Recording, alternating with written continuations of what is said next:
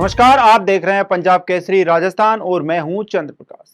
महाराष्ट्र में हाल ही में गैर मराठी भाषी नागरिकों के साथ हो रहे दुर्व्यवहार को लेकर देश भर में चिंता जताई जा रही है।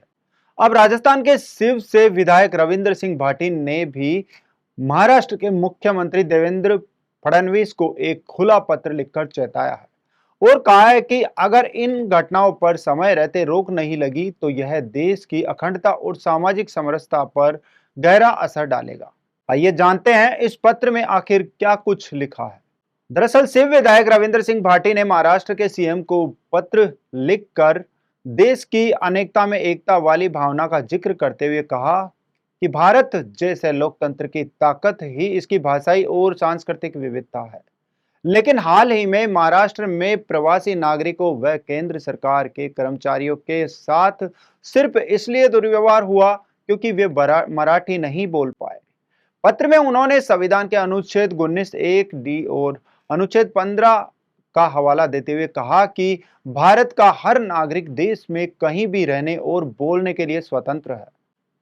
वहीं रविंद्र भाटी ने लिखा कि छत्रपति शिवाजी बाबा साहेब अम्बेडकर और लोकमान्य तिलक की धरती पर ऐसे भाषाई भेदभाव करना सिर्फ असंवैधानिक ही नहीं, अपमानजनक भी है। उन्होंने यह भी जोड़ा कि महाराष्ट्र की असली पहचान समावेशिता और न्याय की रही है और हालिया घटनाएं इस पहचान को चोट पहुंचा रही है। भाटी ने मुख्यमंत्री से मांग की है कि ऐसे असामाजिक तत्वों के खिलाफ कठोर कार्रवाई की जाए और स्पष्ट नीति बनाई जाए ताकि भविष्य में इस प्रकार की घटनाओं की पुनरावृत्ति न हो। वहीं उनका कहना है कि भाषा जोड़ने का माध्यम है, बांटने का हथियार नहीं। संविधान की भावना को मजबूत करना और हर नागरिक को सम्मान देना ही आज के भारत की जरूरत है।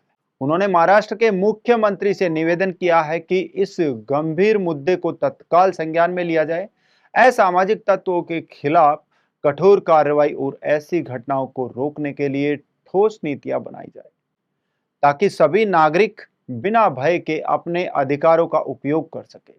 यह समय है कि हम संविधान की भावना को मजबूत करें और यह सुनिश्चित करें कि भारत की एकता और अखंडता पर कोई आंच न आए एवं संवैधानिक मर्यादाओं की रक्षा करते हुए महाराष्ट्र को सभी नागरिकों के लिए एक समावेशी, सुरक्षित और गरिमामय राज्य बनाने की दिशा में त्वरित एवं प्रभावी कदम उठाए जाए और इन घटनाओं को रोकने हेतु राज्य सरकार द्वारा कठोर और स्पष्ट नीति बनाई जाए तथा दोषियों के विरुद्ध तत्काल कार्रवाई सुनिश्चित की जाए ताकि भविष्य में इस प्रकार की घटनाओं की पुनरावृत्ति न हो। हम सब मिलकर हम भारत के लोग के संकल्प को और सशक्त बनाएं, जहां कोई भी नागरिक किसी भी भाषा, जाति या क्षेत्र से हो स्वयं को हर राज्य में सुरक्षित और सम्मानित महसूस करे।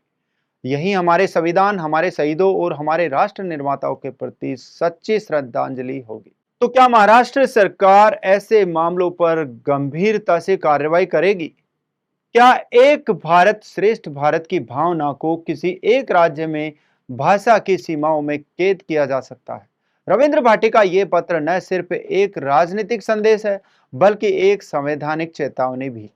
अब देखना होगा कि क्या महाराष्ट्र की सरकार इन संवैधानिक आदर्शों की रक्षा करते हुए वहां रह रहे हर प्रवासियों को सुरक्षित और गरिमामय जीवन देने के लिए ठोस कदम उठाएगी या नहीं, ये तो आने वाला समय ही बताएगा।